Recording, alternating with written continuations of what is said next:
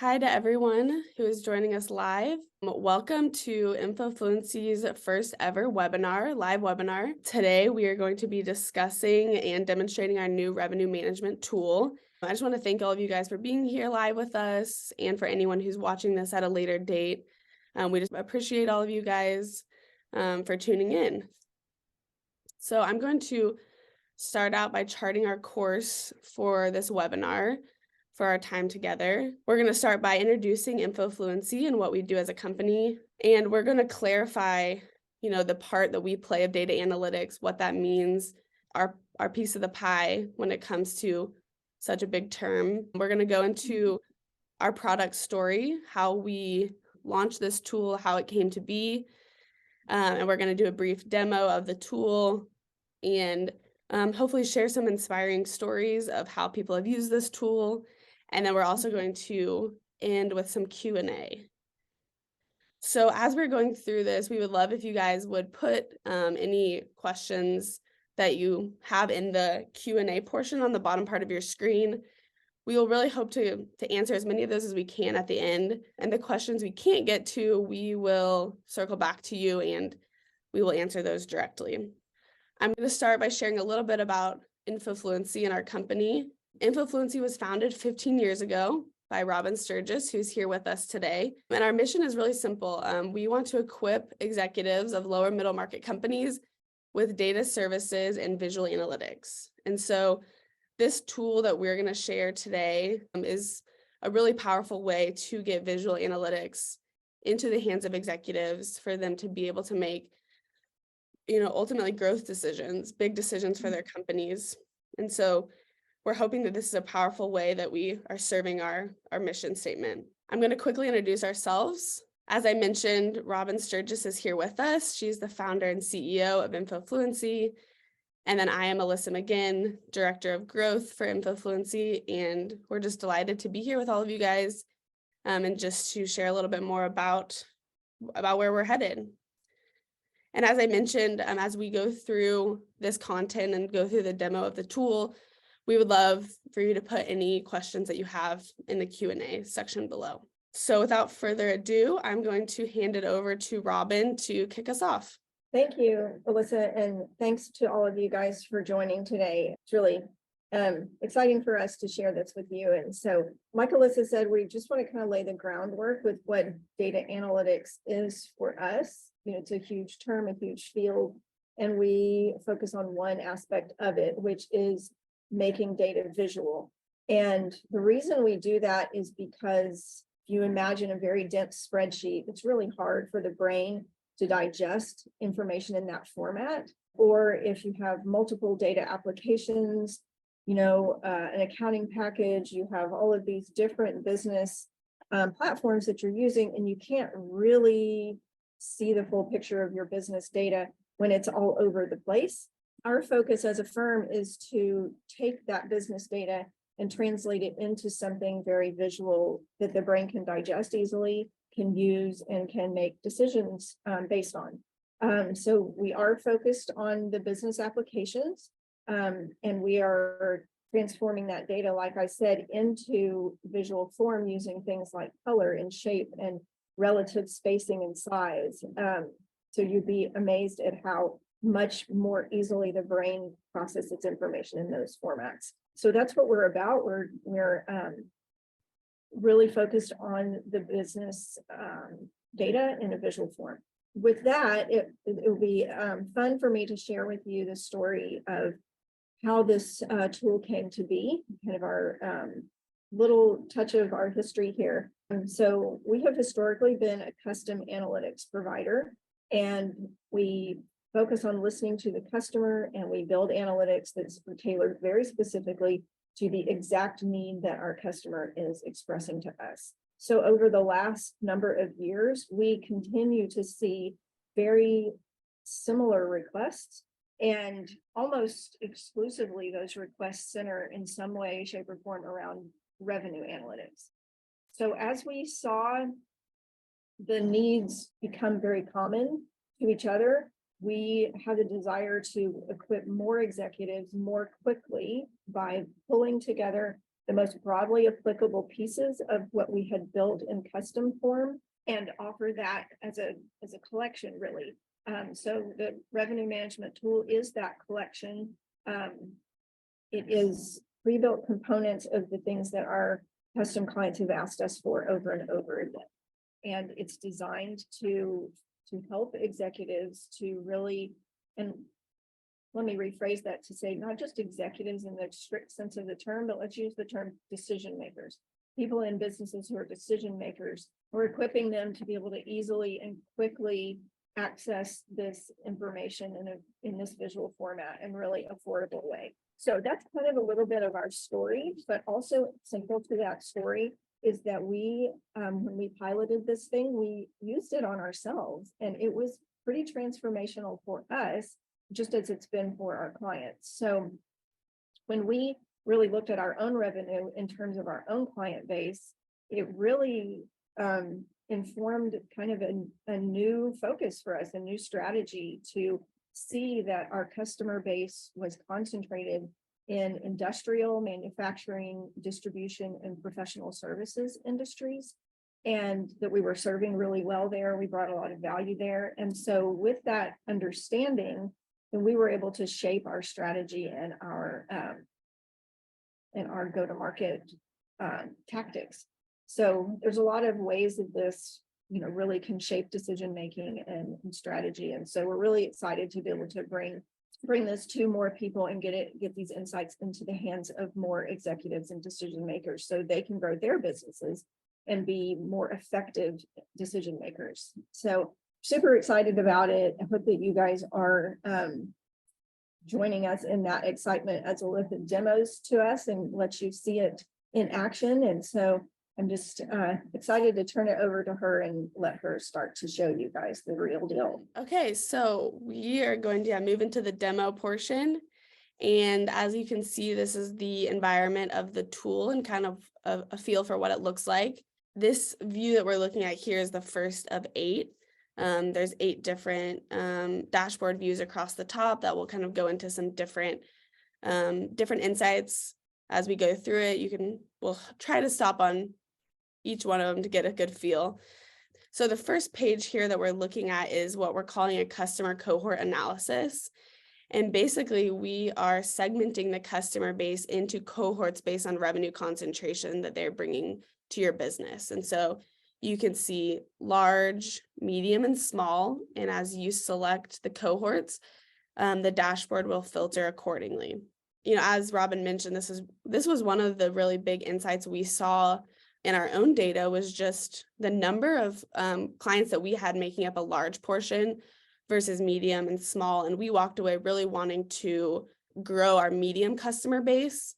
And as you can see along the bottom here, this basically just lays out an ideal client profile. And so as we looked at, in this sample data, the medium customers, you can basically see, an ideal client profile laid out here for you.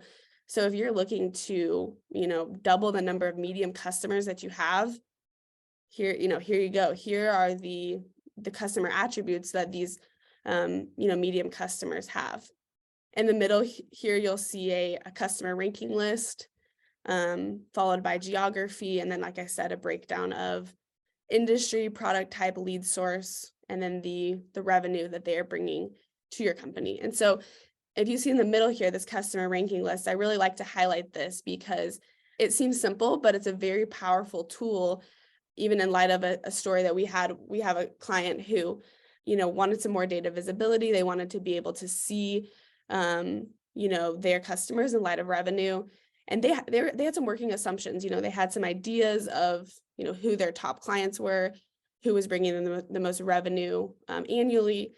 And so when we built this out, they were very surprised to see that the top, in this hydraulics 1 slot, that they actually didn't know who that client was or who that customer was. I think it was to the tune of $250,000 that they were bringing in. And the next one underneath that was to the tune of, I think, 80. And so it's a very significant sized customer that they didn't know. And so this led to the CEO promptly getting on a flight to California to visit this client and to nurture that relationship. And within the next 12 months, that account grew 3 times. They had 3 times that account. And so if you just think about that, that's such a simple, this is such a simple ranking list, but can just be so powerful to really bring facts into your business to, to correct maybe some of those assumptions that were being made on who those clients were. So I love to tell that story and just show the power of data being brought visually. All of these different segmentations here, like I mentioned, industry and product type, you can see that these actually will be gone into further detail, a deep dive here on each of these pages. And so that'll say product type, you'll go do a deep dive, lead source, and we'll come back to that in just a minute. I want to focus here on the trend analysis, which is a really fun page to play with.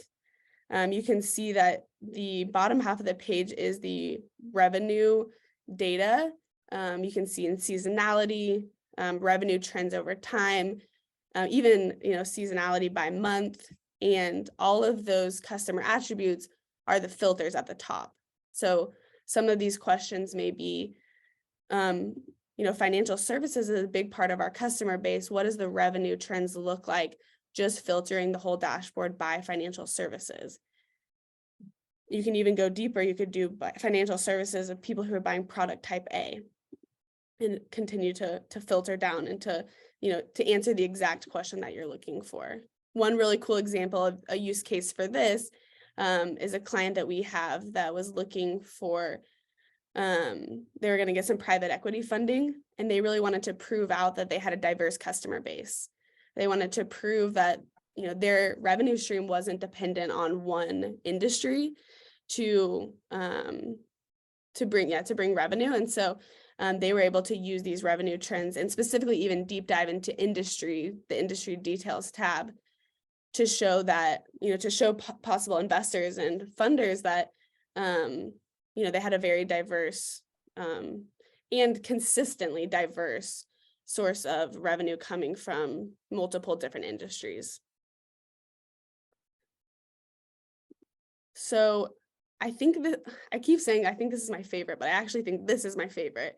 The recency, frequency, monetary value analysis, which shortened to RFM analysis. And what you're seeing here is the customer base broken down into buckets based upon how recently they've bought from you, how frequently they've bought from you, and how much monetary value that their business is bringing to you. And so you can see along the side that these buckets range from loyal customers down to lost customers. And so why I think this is so powerful is by just, a simple glance. I mean, you can say, oh, about to sleep, hibernating, we need to work on how we can engage better with these customers that have not bought from us very recently. Their frequency is going down. But there could be major potential, in these about to sleep or hibernating buckets. And then how do you, continue to build good relationship with these loyal customers and even rewarding them for their business and wanting to help them, come back and keep spending money with you. And you can see over here on the frequency that this shows, transactional data down to, when they've purchased, the transactions that they've made with you. And so I think this is really cool in informing marketing strategy and informing nurture campaigns, etc. And if you're looking for even a further level of detail, we have built in a customer one-pager, which basically would be a deep dive into one specific customer page. So, there's all the way from the high-level aggregate data on your customer base down to, a view of one specific client. And as I mentioned, you could do deep dives into product type. You could be looking at you could even do a similar, like a cohort analysis based on what type of customers are buying which specific types of products. If you sell multiple products, how do those groupings play together?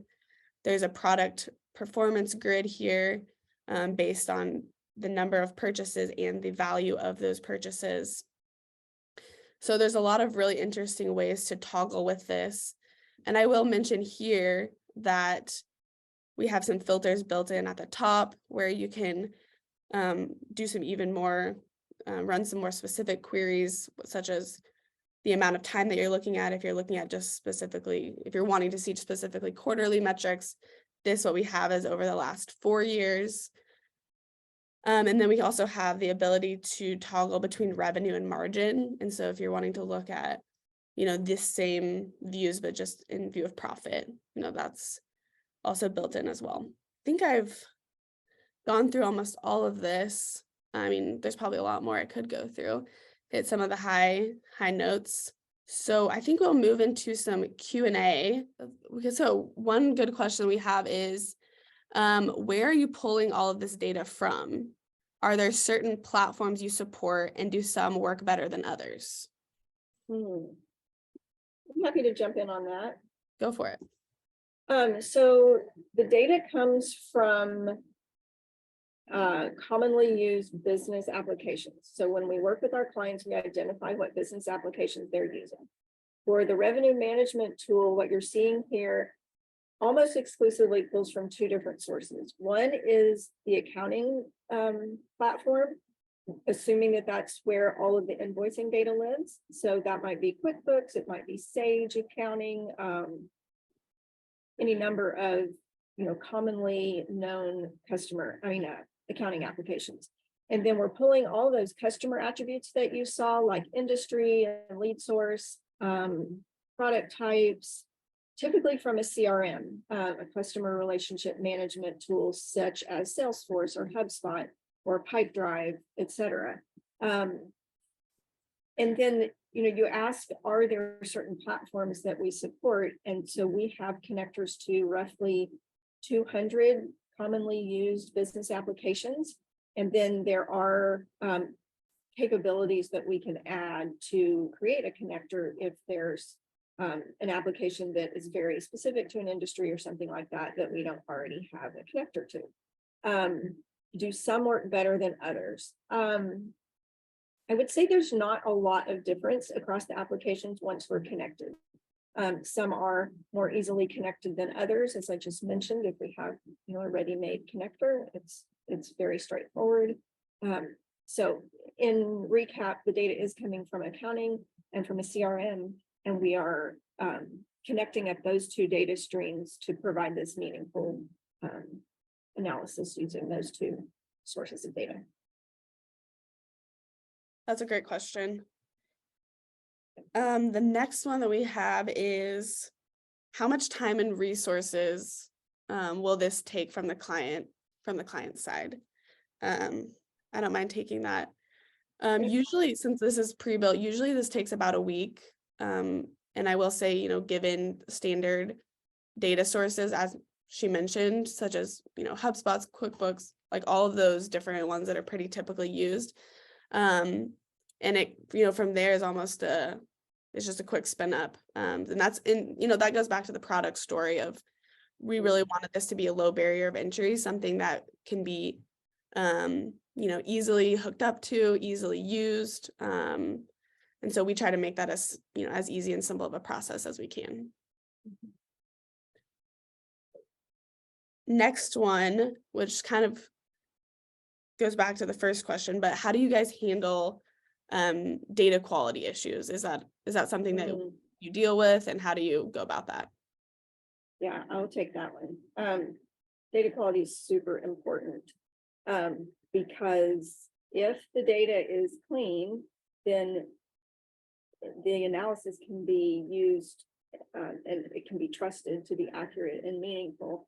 On the flip side, if the data is a mess, or maybe it's clean but very incomplete, it can be quite an issue. And we see those data quality issues fairly regularly when dealing with the CRM's data, because typically a lot of different people are charged with inputting data there into the CRM, and not everyone does so. Not everyone does it consistently. Folks type different values. They might, type out a state name versus an abbreviation of a state. And so it can just, all those different contributors can cause some things to be pretty messy. So what we do to handle that is we have developed a data quality assessment tool.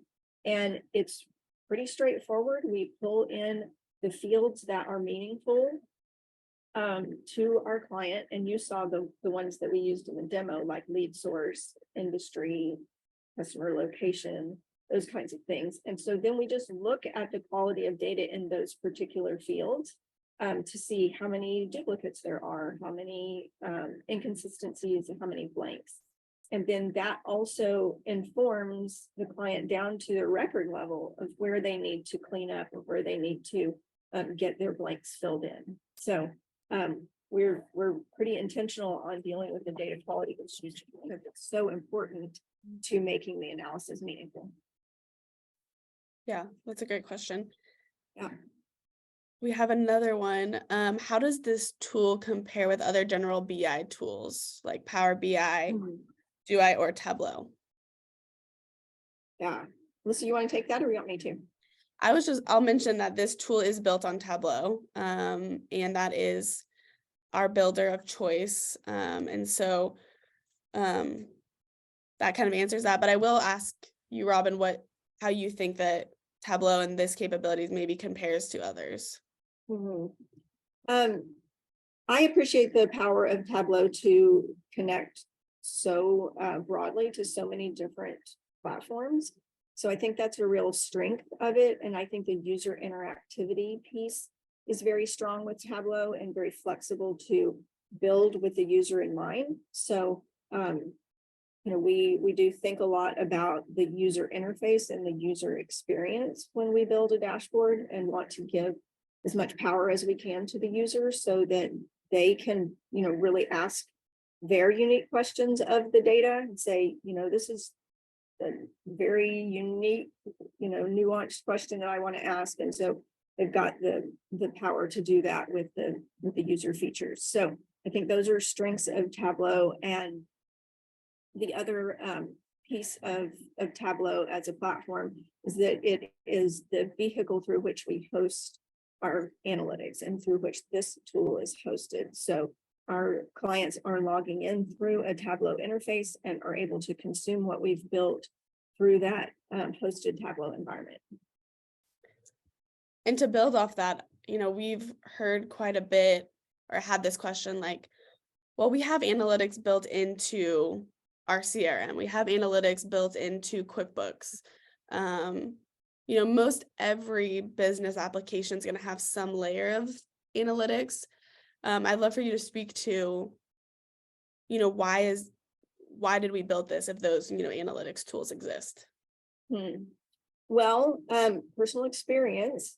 I use all of those business applications, we do all on the InfoFluency team. And so it's pretty disjointed, honestly, to go and look at what QuickBooks Online offers you in that dashboard, and then go look at the CRM dashboard and see what it offers you.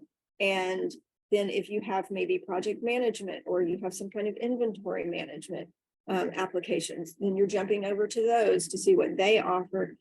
But this is designed, and BI tools in general are designed to bring all of that together in one place. And it's really powerful to be able to draw conclusions and comparisons, correlations between what you're seeing in the accounting data and what you're seeing in as it translates to the customer base.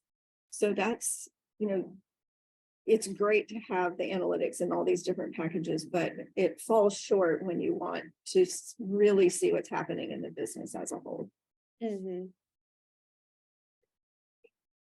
Yeah, and to that point, I've had some people ask me,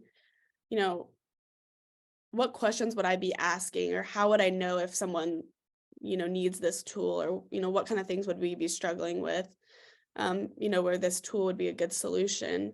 And I think to your point, there's some questions around, well, I have to go into all of these different applications. I have to go into my Salesforce and I have to go into my QuickBooks to try to basically like puzzle piece my business together, to try to see something meaningful, especially when entering, into maybe a stage of growth, a stage of expansion, anything like that. So if, people are saying, or if you're saying to yourself, man, I wish I had one place where I could see all of this, or I wish that I had an accurate view of my business, or, Mhm. anything along those lines. Or, I talked to someone the other day and they were like, man, our CEO was up till 3 a.m.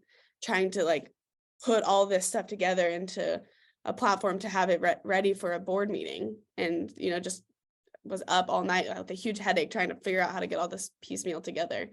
And so I think, when we think about who would this be a good, fit for, um, and, what pain points might they be facing, that's kind of some line of thinking to start with. Yeah. We have another question came in. How typical is it for companies to have a solution like this implemented?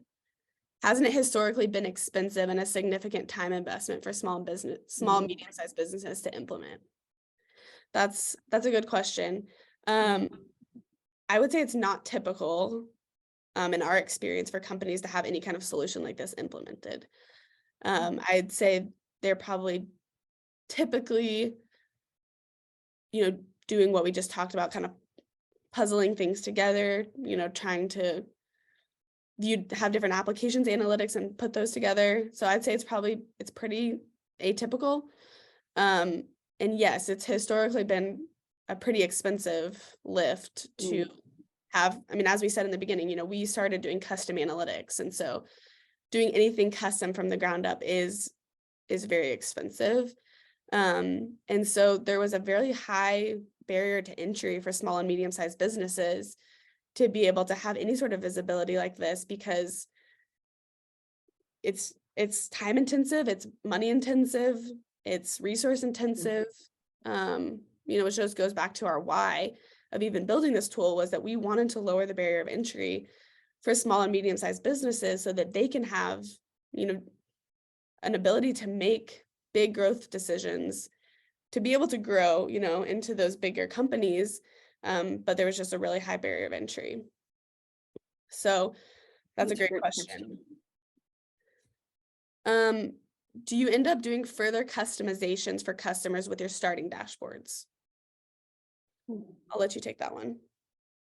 Almost always someone wants some level of customization, but we find that that's really made very achievable by the fact that we're starting with something pre-built. So yes, we do further customizations, but it brings that investment down to customize so significantly, because we're 80% of the way there, maybe 90% of the way there, and we're just tweaking up some things that may tailor it a little more specifically. But that's a great question.